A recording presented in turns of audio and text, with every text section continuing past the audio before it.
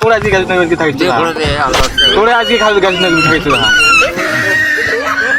हे हरि राम कृष्ण जगन्नाथ प्रेमानंद ये क्या हुआ।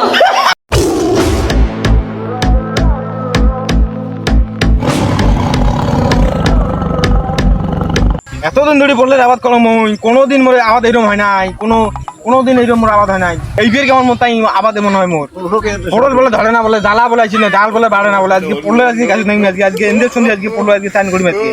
আবাদ বলে না হয় বলে খাইতে যাও আছে ওইটা খাইতে যাও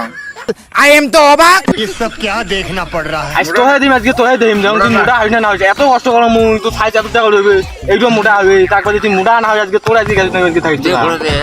তোরা আজকে খালি গাছ নাকি খাইতে যাও हे हरि राम कृष्ण जगन्नाथ प्रेमानंद ये क्या हुआ। गलाव में पानी आ गया। তাই দিম আজকে তুই মোটা না হই এত কষ্ট করি মুই তো আবাদ করবি না একদম তুই মোটা না হো কে আলা পাইবে দিস কে এইরকম মোটা হবে এইরকম বললে পাতা আবাদি চলবে না মোটা স্বাস্থ্য ওজন বাড়ে তো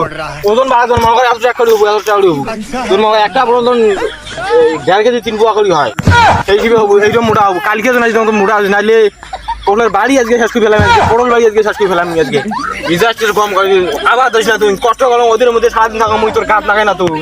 যদি খালি মোটা না হয় আজকে খালি মোটা যদি না হয় এইরকম মোটা যদি না হয় খালি তার মধ্যে তুমি মানুষ খাই